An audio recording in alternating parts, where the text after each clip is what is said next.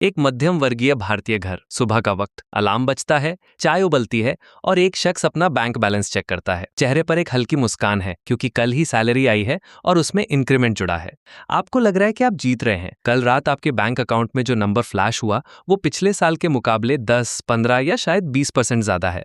आपने मेहनत की, प्रमोशन लिया और सिस्टम ने आपको रिवॉर्ड दिया। लेकिन एक छोटी सी दिक्कत है। जिस वक्त आप उस बढ़ी हुई सैलरी का जश्न मना रहे थे, ठीक उसी वक्त आपके पड़ोस वाले ग्रोसरी स्टोर ने दूध के दाम बढ़ा दिए, आपके लैंडलॉर्ड ने रेंट एग्रीमेंट रिवाइज कर दिया और जिस नई गाड़ी का आप सपना देख रहे थे उसकी वेटिंग लिस्ट के साथ उसकी कीमत भी 5% ऊपर निकल गई। इसे इकोनॉमिक्स की भाषा में वेज प्राइस स्पाइरल कहते हैं।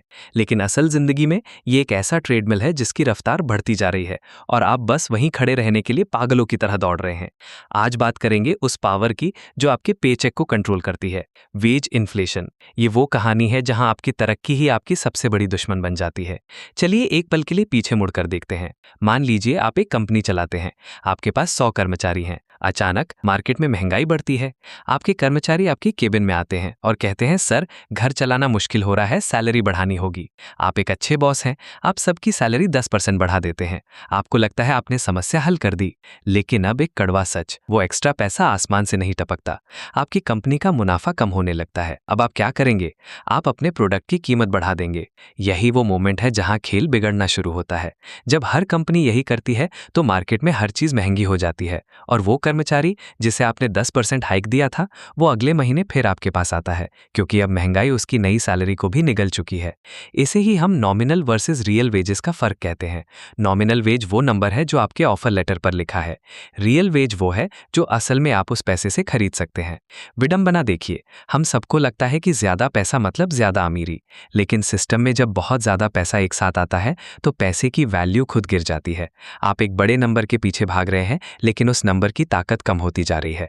अब जरा पर्दे के पीछे की गणित समझते हैं, जिसे अक्सर कॉस्ट पुश इन्फ्लेशन कहा जाता है। जब लेबर मार्केट टाइट होता है, यानी काम करने वाले कम हैं और कंपनियां ज्यादा, तो वेजेस बढ़ना मजबूरी बन जाती है। सुनने में ये वर्कर के लिए जीत लगती है, लेकिन इकोनॉमी एक बैलेंसिंग एक्ट है। अगर वेजेस 5% बढ़ते हैं और प्रोडक्टिविटी सिर्फ 2%, तो वो बीच का 3% का गैप सीधा आपकी जेब से महंगाई बनकर निकलता है। कंपनियां चैरिटी नहीं कर रही हैं, वो अपना मार्जिन बचाने के लिए हर बढ़ी हुई चवन्नी का बोझ कंज्यूमर यानी आप पर डाल देती हैं। ये एक ऐसा लूप है जिसमें कोई विनर नहीं है, बस एक अंतहीन दौड़ है। हकीकत यह है कि सरकारें और सेंट्रल बैंक्स इस वेज ग्रोथ को एक हद के बाद खतरे की घंटी की तरह देखते हैं। जब लोग ज्यादा कमाते हैं तो वो ज्यादा खर्च करते हैं। जब डिमांड सप्लाई से आगे निकल जाती है तो कीमतें और ऊपर भागती हैं। इसे रोकने के लिए इंटरेस्ट रेट्स बढ़ाए जाते हैं, आपकी ईएमआई महंगी हो जाती है। यानी सिस्टम पहले आपको एक हाथ से ज्यादा सैलरी देता है और फिर दूसरे हाथ से इंटरेस्ट रेट और बढ़ी हुई कीमतों के जरिए उसे वापस वसूल लेता है। तो क्या इसका मतलब यह है कि सैलरी नहीं बढ़नी चाहिए? बिल्कुल नहीं। असली मुद्दा वेज ग्रोथ नहीं है, बल्कि परचेजिंग पावर है। पिछले 30 सालों का डेटा उठाकर देखिए। कागजों पर लोगों की सैलरी कई गुना बढ़ी है, लेकिन क्या एक औसत इंसान के लिए घर खरीदना आसान हुआ है? क्या एजुकेशन सस्ती हुई है? जवाब है नहीं। हम एक ऐसे दौर में हैं जहां हम नंबर रिच हैं लेकिन एसेट पुअर। आपके दादाजी की सैलरी शायद आपके आज के डिनर बिल से भी कम होगी, लेकिन उस सैलरी में घर बनाने की ताकत थी।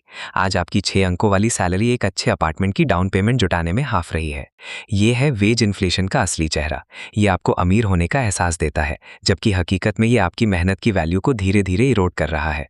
अब यहां से आगे क्या? दुनिया भर में अब एक नया शिफ्ट आ रहा है। कंपनियां अब वेज इन्फ्लेशन से बचने के लिए ऑटोमेशन और एआई का सहारा ले रही हैं। उनका लॉजिक सिंपल है, अगर इंसान ज्यादा पैसे मांगेगा तो हम मशीन लगा लेंगे जो महंगाई नहीं मांगती। ये इस कहानी का सबसे डरावना मोड़ है। हम उस पॉइंट पर पहुंच रहे हैं जहां सैलरी बढ़ाने की डिमांड ही शायद आपकी नौकरी के लिए सबसे बड़ा रिस्क बन जाए।